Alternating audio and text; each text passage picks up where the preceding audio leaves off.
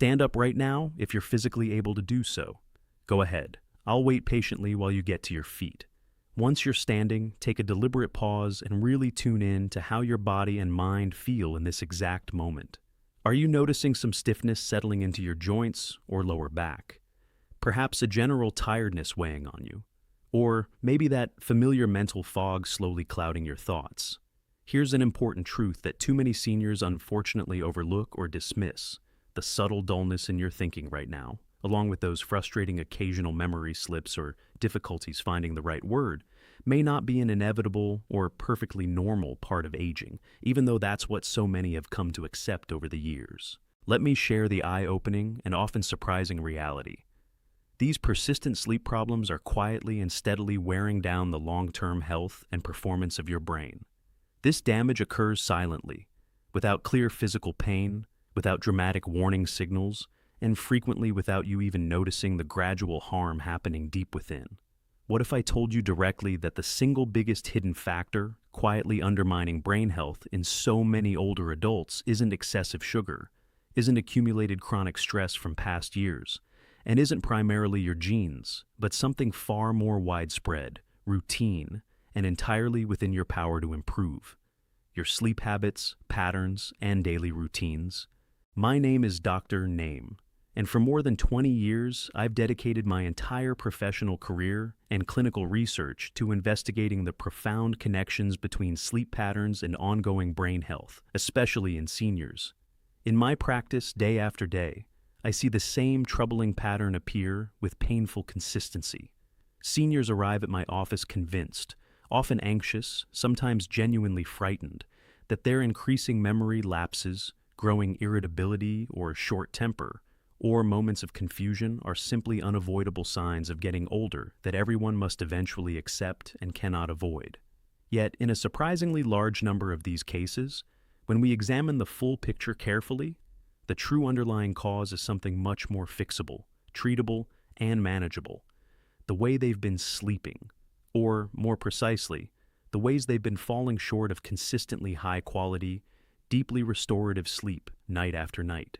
What most people have heard for years, and what continues to be repeated in standard sleep advice, is, unfortunately, quite incomplete. It misses several of the most critical and powerful details. Good sleep isn't just, or primarily, about the number of hours you spend in bed each night. In reality, sleep is the single most vital, non-negotiable daily period when your brain carries out a broad array of essential, behind-the-scenes maintenance and repair tasks. It actively clears out and eliminates harmful metabolic waste and toxic proteins, such as the well-known beta-amyloid linked to cognitive decline, that build up while you're awake. It firmly locks in and strengthens the new memories and skills you acquire during the day.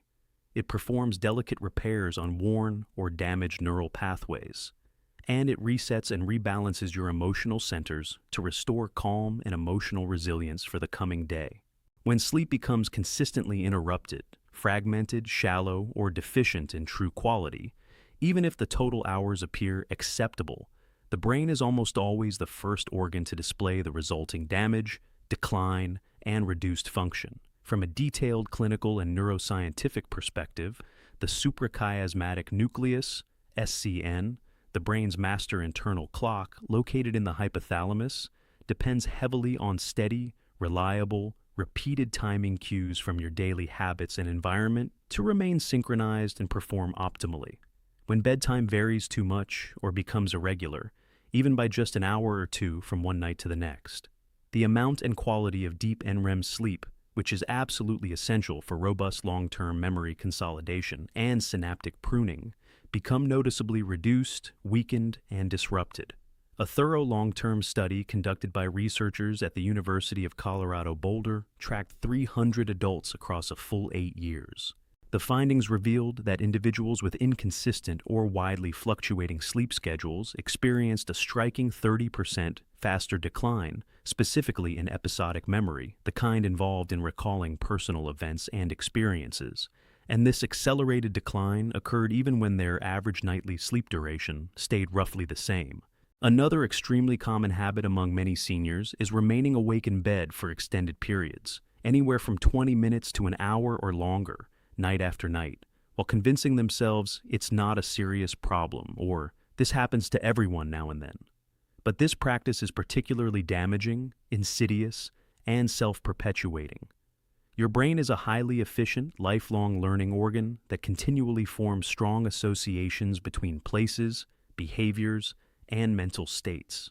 When you remain awake, restless, or anxious in bed for prolonged periods repeatedly over weeks and months, your brain gradually but firmly begins to connect your bed with wakefulness, mental alertness, rumination, worry, or mild stress, rather than the calm, deep, restorative rest it is intended for. Over time, this conditioned negative association results in lighter overall sleep architecture, much more frequent brief awakenings and fragmentation throughout the night, and significantly reduced slow-wave deep restorative sleep. Think of a simple everyday analogy. It's like repeatedly trying to park your car and leaving it idling in the middle of a busy, noisy city intersection, surrounded by traffic instead of pulling into a quiet and a safe garage. Your bed is meant to be a peaceful, secure, predictable sanctuary, a genuine garage, where your mind and body can completely rest and recharge. But by staying awake and mentally active in it night after night, you unintentionally transform that calm rest space into something chaotic, like rush hour traffic filled with constant noise and stimulation. Research from Johns Hopkins University, which followed 250 adults aged 65 and older over an extended period, clearly demonstrated that those who regularly spent prolonged time awake in bed experienced an average of 42% more disruptive nighttime awakenings and noticeably higher levels of morning anxiety and tension. The subtle but real accumulating consequences include progressively worsening brain fog during the day, persistent irritability or short fuse, diminished emotional resilience, and even the onset or intensification of anxiety patterns, even among individuals who previously had little anxiety. Picture your brain as a large absorbent sponge during waking hours. It must absorb sufficient wakefulness pressure from extended active periods so it can be thoroughly squeezed, cleansed, and refreshed during sleep. When you shorten that daytime buildup by heading to bed far too early, the nighttime cleansing, repair, and memory consolidation processes cannot occur as completely or effectively. Detailed polysomnography studies from the University of Michigan showed that seniors with very early bedtimes, often 8 p.m. or earlier, had REM sleep cycles approximately 20% shorter on average, even when they spent 9 to 10 hours in bed attempting to rest. This timing mismatch frequently resembles, and gets misattributed to, the initial signs of cognitive decline or mild cognitive impairment. The encouraging news is that in most instances, this is largely reversible once appropriate bedtime adjustments are applied consistently. Additionally, controlled research from Stanford University found that even modest ambient light exposure at night in adults 65 and older suppressed melatonin production by as much as 50%. This reduction resulted in lighter, less efficient sleep stages, reduced next-day memory formation and retention, and modest but measurable declines in executive function. Far too many seniors underestimate how harmful this single small environmental factor can become over time, primarily because the brain offers no loud, painful signals when melatonin is chronically suppressed. The cognitive and emotional downsides accumulate slowly and quietly across months and years, making the connection to poor sleep habits difficult to recognize in real time. Consider Harold, for instance, a 68-year-old man who gradually shifted his bedtime earlier and earlier, eventually reaching 7 p.m., believing more horizontal time would lead to better rest, faster recovery, and increased daytime energy. Instead, the opposite occurred. He woke consistently at 3 a.m., fully alert, unable to return to sleep, staring at the ceiling in frustration for hours. Neuropsychological testing at that stage revealed mild but clear declines in short-term recall and working memory. He had also relied on low-dose sleep medication every night for years, and its effectiveness had waned. Together, we established a strict, non-negotiable wake-up time each morning, regardless of the previous night's sleep, sharply reduced nighttime light exposure, particularly from devices and hallway lights, and gradually delayed bedtime by 15 minutes every few nights. Harold's deep sleep percentage increased by an impressive 35%, according to his sleep tracker. Within just 8 weeks of adherence, his word recall and list learning scores improved from 1520 to 1920. The heavy morning brain fog he had suffered for years disappeared entirely, and his daytime mood became stable, patient, and positive. The rest protocol successfully restored his brain's natural repair and regulatory processes. The core of the rest protocol begins with rhythm, solidly anchoring your wake-up time every single day. Make a serious commitment to rising and getting out of bed at precisely the same time each morning, no matter how little or how poorly you slept the night before. Next is stimulus control, a well-established behavioral sleep method. If you find yourself awake in bed for longer than 20-30 minutes at any point during the night, and sleep isn't arriving despite your relaxation attempts, get up gently, maintain very dim lighting, using a small red or amber light for safety if necessary, and engage in something truly dull and non-stimulating, such as reading uninteresting pages from a boring book, listening to calm, non-narrative sounds, gentle nature recordings or instrumental music, or sitting quietly in another room. The goal is to recondition your brain to associate your bed and bedroom strongly with rest, relaxation, drowsiness, and deep sleep, rather than wakefulness, rumination, or anxiety. Research from Johns Hopkins showed this approach reduces average nighttime awakenings by about 42% in seniors within 6 weeks of consistent practice. Then comes timing, the third pillar. Aim for a bedtime window of approximately 9:30 p.m. to 10:30 p.m. for most seniors. Make slight adjustments based on your natural chronotype or daily schedule, but this range is supported by strong evidence. If your current bedtime is significantly earlier, such as 7:30 or 8 p.m., move it later gradually, in 15-minute increments every few nights, until you reach a more suitable biological alignment. Finally, actively minimize nighttime light exposure and carefully discuss any ongoing sleep medication use with your doctor. After sunset, rely only on dim, warm, amber, or red lighting at home, and avoid blue light emitting screens, phones, tablets, TVs, and similar devices for at least 1 hour before bed, ideally 90 minutes to 2 hours.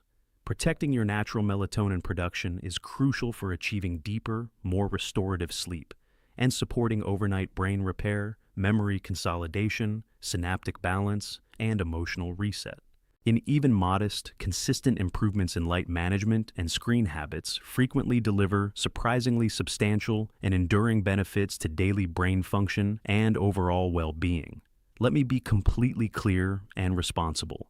The REST protocol provides safe, evidence-based lifestyle and behavioral approaches to improve natural sleep quality and bolster brain health. It is not a medical cure, treatment, reversal, or preventive measure for diagnosed conditions such as dementia, Alzheimer's disease, vascular cognitive impairment, Lewy body disease, frontotemporal dementia, or other serious progressive neurological disorders. Never discontinue, alter, or adjust any prescribed medications, including sleep aids, antidepressants, blood pressure medications, cognitive enhancers, and others, without thorough discussion and approval from your physician or neurologist.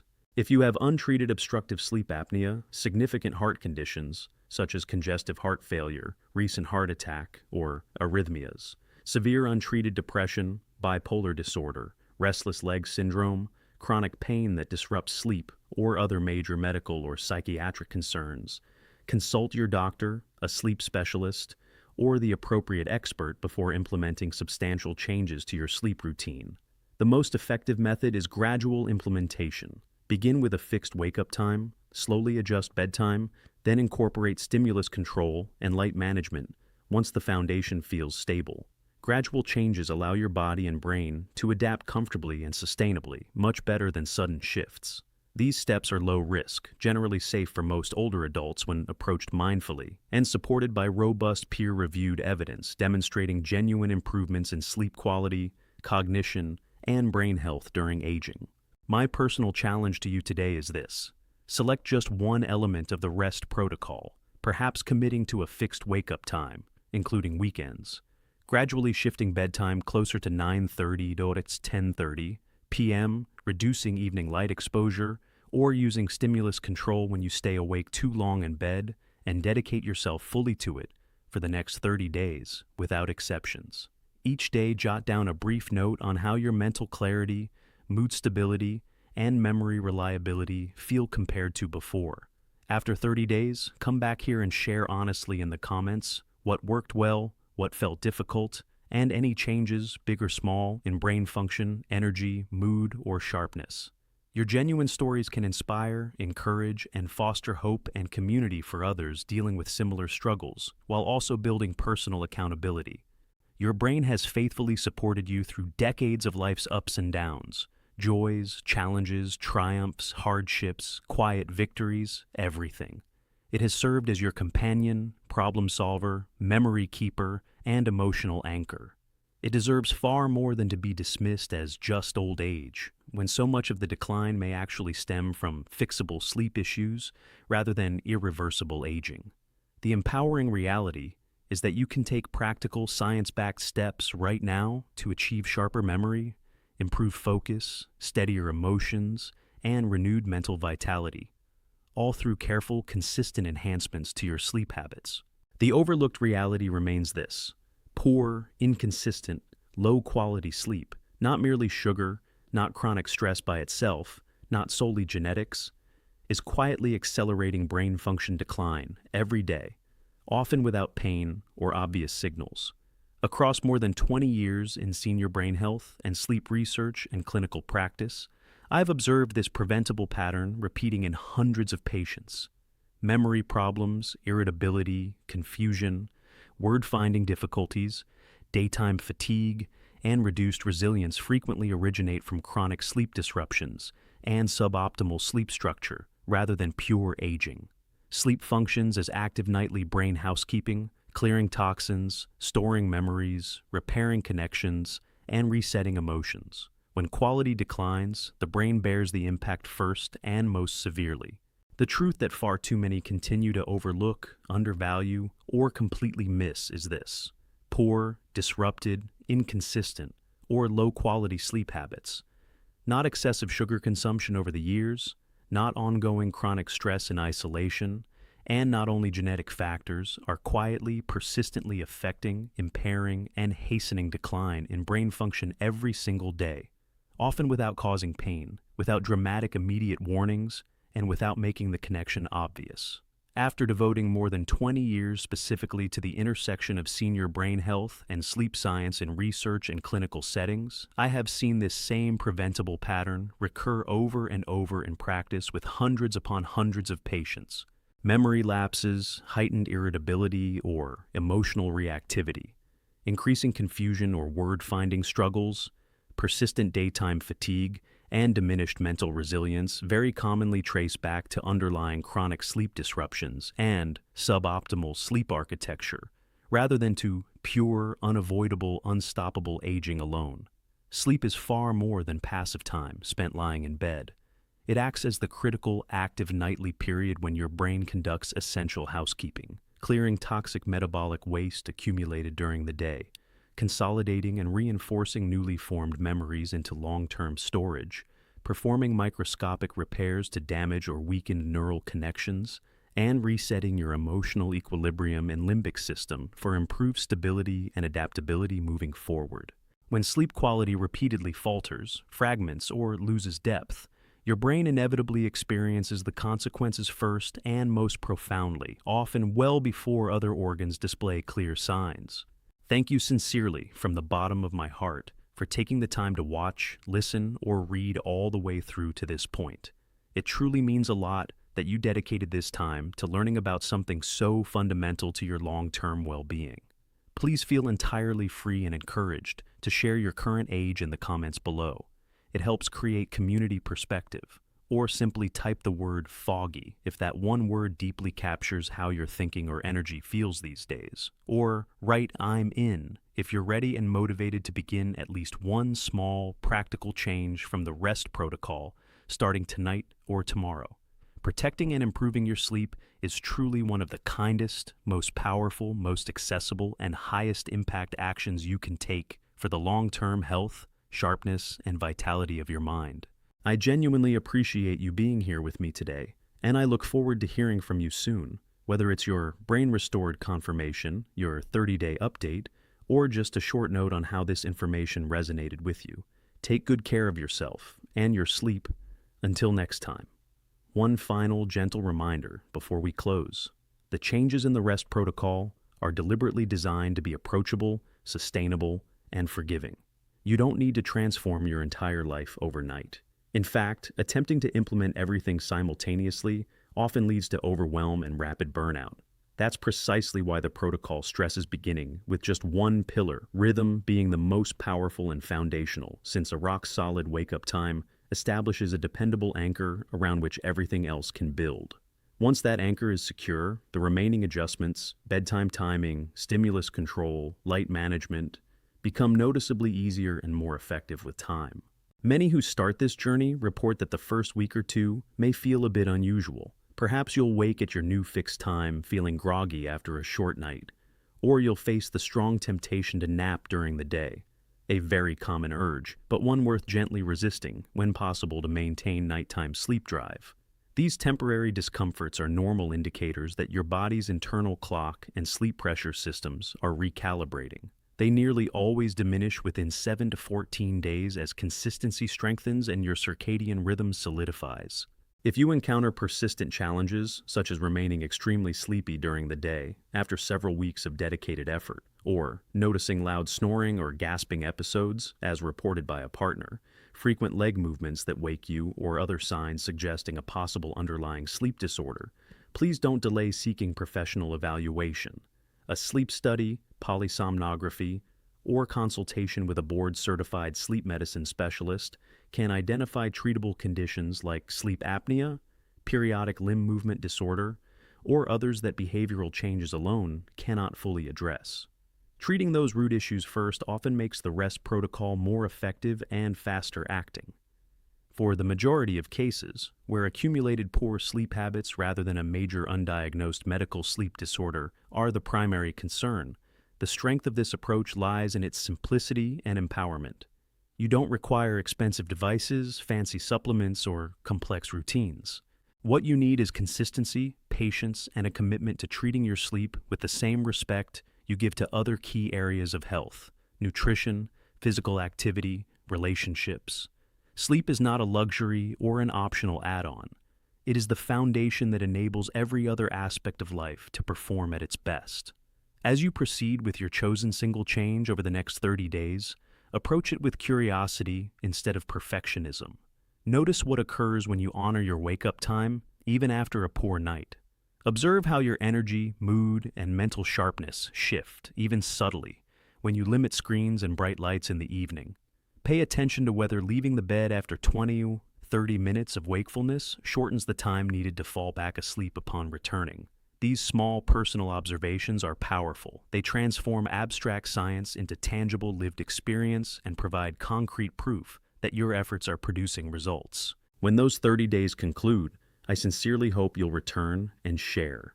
It doesn't need to be lengthy. Something as straightforward as, age 72, started with fixed 7 a.m. wake up. Fog is lifting a little each week. I'm in. Or, foggy was exactly how I felt. After 30 days of no phone after 9 p.m., mornings feel clearer. Or, challenging at first, really wanted to stay in bed when awake at 4 a.m., but stimulus control helped, memory already sharper. Your voice matters. Every honest update supports someone else scrolling right now, feeling discouraged and wondering if change is possible at their age. It demonstrates they're not alone, that small, consistent actions can build into meaningful progress, and that it's never too late to provide your brain with the nightly support it has been quietly requesting. In closing, let me leave you with this final thought. Aging itself is not the enemy of a sharp, vibrant mind. Neglect of the brain's most essential nightly recovery process is. By choosing, even in one small way, to prioritize better sleep architecture, you are investing in the long-term clarity, emotional steadiness, and mental resilience that enrich every other part of life. You've already taken the most difficult step by reading to the end and considering that just getting older may not be the complete explanation. Now, the next small step belongs to you. Choose your one rest element tonight. Commit to it tomorrow morning. Track it gently for 30 days, then come back and let us know how it went. Your future clearer-minded self is already waiting on the other side of that consistency. Thank you again for your time, your attention, and your openness to a different path for brain health. Sleep well, live sharply, and I truly look forward to hearing from you. Until next time, take good care